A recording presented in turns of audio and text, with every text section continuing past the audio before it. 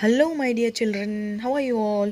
Today we are going to do Unit 5. How do you feel in our English subject? Hello,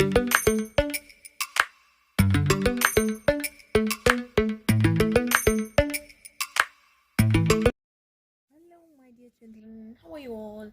Today we are going to do a new lesson in our English book. We are going to start lesson number 5, Unit 5. How do you feel? यानी आपको कैसा लगता है? You will write the date first of all, 27/8/2021. Here you can see, यहाँ पे एक activity दी है. Look at activity 1. Look at the pictures given below. 6 basic tips to keep yourself clean. यानी यहाँ पर हमको कुछ टिप्स दी है जिससे हम हमारे अपने आप को क्लीन रख सकते हैं. Now see, first one is cut your nails. यानी हमको हमारे नेल्स कट करने चाहिए. Then wash your hands. बार बार हैंड धोने चाहिए और अभी तो खास ही धोने चाहिए. Then brush your teeth twice a day. Then take a bath. दिन में नहाना चाहिए और क्लीन रखने के लिए. Wash your face. हमारा मुंह धोना चाहिए और पैर, कहीं बाहर से आते हैं तो पैर भी तुरंत धोने चाहिए. Now we start with the lesson on page number 37. Activity 2. Does it stink? यानी क्या इससे स्मेल आती है? तो once upon a time there lived a ferocious lion in the jungle. One day he saw a sheep eating a grass nearby and told her that he wished to eat her for dinner. The sheep got scared, but she was intelligent and told the lion, "King, your mouth stinks. I find the smell so foul.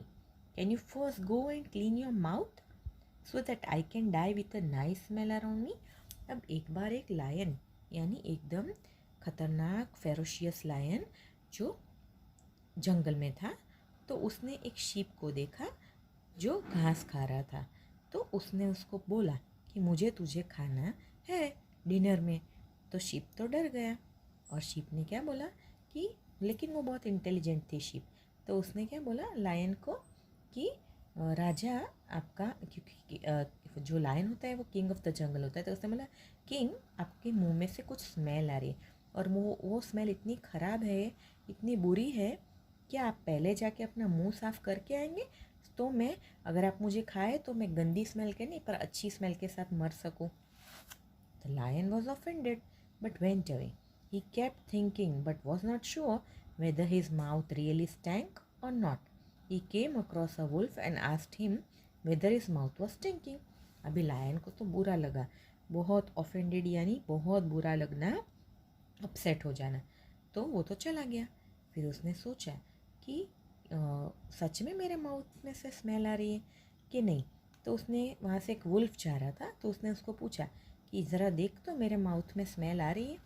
The wolf said, your highness, how can your mouth stink? You are the king of the jungle. The lion was sure that the wolf was trying to flatter him. So he said, "You are not telling me the truth. You are just trying to flatter me." The wolf ran away, fearing his life. तो वहाँ से wolf निकला, तो उसने पूछा, तो उसने बोला आप तो जंगल के राजा हो, आपके मुंह में से कैसे स्मेल आ सकती है? तो लायन को लगा कि ये वुल्फ तो मुझे मक्खन लग रहा है, झूठ झूठ बोल रहा है, मेरी झूठ ही तारीफ़ कर रहा है. उसने बोला तू तो सच नहीं बोल रहा है, तू तो खाली मुझे बहकाने की कोशिश कर रहा है मेरी झूठी तारीफ़ करके. तो वुल्फ तो वहाँ से भाग गया कि अगर मैं यहाँ और खड़ा रहा तो लायन मुझे मार देगा. Then came the fox.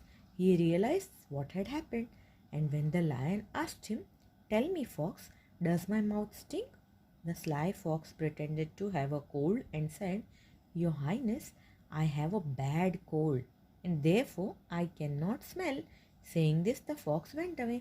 अभी उसके बाद वहाँ से एक फॉक्स निकला, तो फॉक्स को उसने पकड़ के बोला कि क्या हुआ है. तो फॉक्स को पता चल गया कि भाई यहाँ पर तो ऐसी हालत है. तो लायन ने उसको पूछा कि चल फॉक्स मुझे बता, क्या मेरे मुंह में से स्मेल आती है? तो स्लाई यानी बहुत होशियार चालाक कनिंग एनिमल होता है, तो उसने झूठ झूठ नाटक किया कि मुझे तो सर्दी है इसलिए मुझे कुछ भी खुशबू नहीं आती है या बदबू भी नहीं आती है. Your highness, I have a bad cold, मुझे बहुत सर्दी हो गई है इसलिए मैं कुछ भी सूंघ नहीं सकता या स्मेल नहीं कर सकता. और फॉक्स इस तरह से बोलकर चला गया.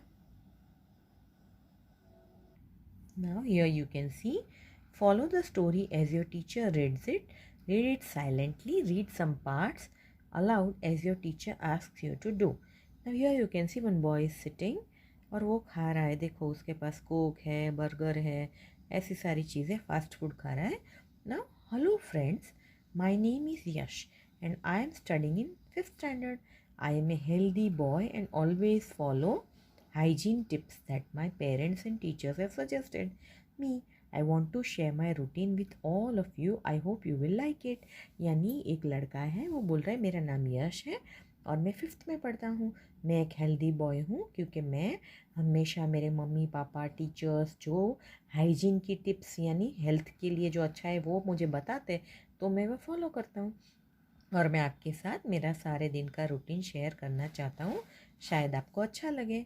आई always wake up early at 6 AM. Then I go for a walk in the garden and exercise.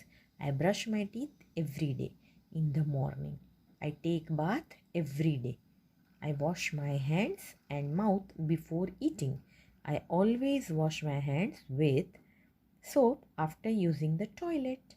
I trim my fingernails regularly.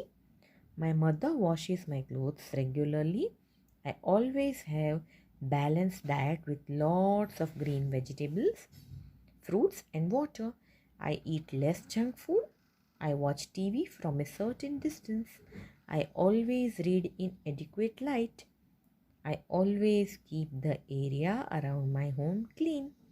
I go to bed early in the evening. यानी मैं सुबह 6 बजे उठ जाता हूँ. फिर मैं वॉकिंग के लिए गार्डन में जाता हूँ. वहाँ पर मैं थोड़ी एक्सरसाइज भी करता हूँ. फिर वापस आके मैं अपने टीथ ब्रश करता हूँ सुबह.